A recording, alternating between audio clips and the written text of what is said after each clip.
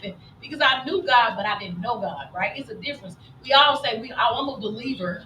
I believe God, but I wasn't praying every day. I wasn't fasting. I wasn't seeking Him. I'll probably read here and there. But when you really truly have a relationship with God, you could tell by the way you live your life. And I was not living like that. I just was talking to God on the surface, right?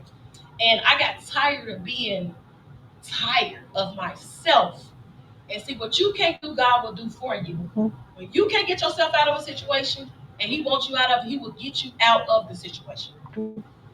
So a situation happened and I had a choice to make. Is you either going to stay with him and be a part of the wrath, or you're going to live the life I have for you? And I chose to live the life that God has for me. And in that moment, I said, I'm tired. I'm tired of running from this. I'm tired of running from HIV, right? Because I knew what God wanted me to do. Because that's one thing God will tell you what He wants you to do. It's just sometimes we be so clouded and there's so much going on within us that we don't know if it's him or if it's us or if it's somebody else talking. So you really can't clearly hear.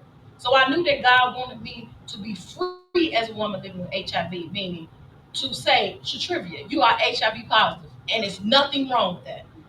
He wanted me to live in that truth, but I wouldn't do that because that meant I had to do something, right? Because when God show you something, that means you better do something. And majority of the time, we don't want to do nothing. We don't want to make changes, right? So I knew I had to leave him. So I left him and moved out of state. And I got real sad. This sadness and depression been going on for years. This ain't something new. I probably would struggle with this to the day I die, but I know how to control it now, right? And I got sad, I got depressed all over again because now I got these kids by myself. I've never been a single mother. How do I raise kids? I don't know how to do this. So I started drinking, smoking, partying. I was just doing all sorts of stuff. And God said, "Okay, what you gonna do?" He said, "It's time to become free."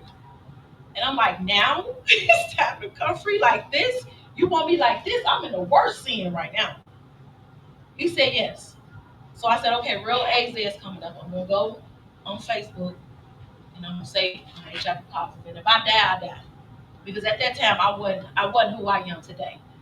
I've slept with two people and then tell them I was HIV positive, but I went back and told them after I did it, and I felt like I didn't want to be free of that because I was going to expose that they was messing with me, and it just was going to be too much, and I didn't want that, right? I already told them my truth. They forgave me, but to say it publicly will be different because that means now the people they've been with, it's just too much. But like I said, when God tell you to do something, you got to sacrifice something. Sometimes the sacrifice got to be yourself. And I ain't saying sacrifice yourself saying you're going to die. But if that's what it means, you got to die to do what God wants you to do. That's what you got to be willing to do. And I was willing to die that day because I wanted to be free because God told me it was time.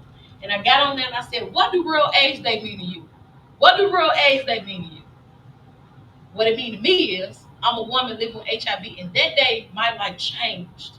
It changed for it just crazy. I had been writing for years. I had notebooks full of stuff I was journaling. Like you said, you can journal.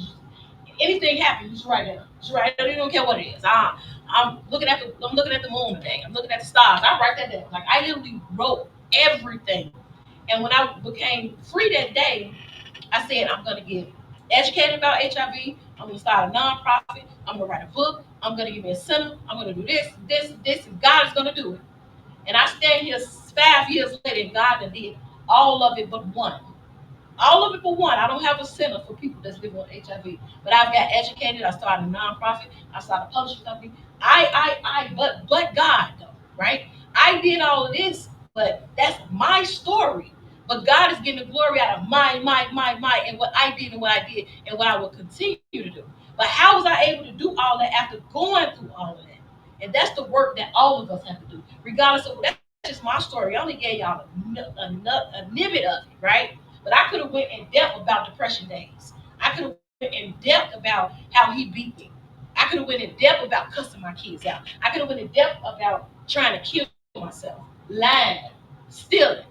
I could have went in depth, but there's no point, right? Because we don't got enough time for that today. But we could get on Zoom and we can all share. That's the thing about spaces like this. When you get in spaces like this, you can't share all of it. But that's when you connect with other people and you start sharing bits and pieces more of your story that helps the other person. But what I had to do was after all the smoke had cleared, and God said, "Okay, now this is what I want you to do. Now you need to do this.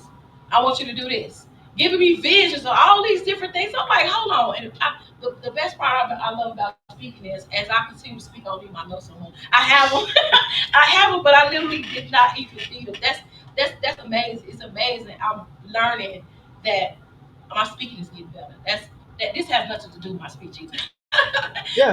That's the part that I love about myself, and this is the thing about what I say, this stuff, develop yourself. You gotta learn yourself so much that when you even giving a speech, you gotta say, you know what, I'm proud of you. Because in this moment right now, I'm proud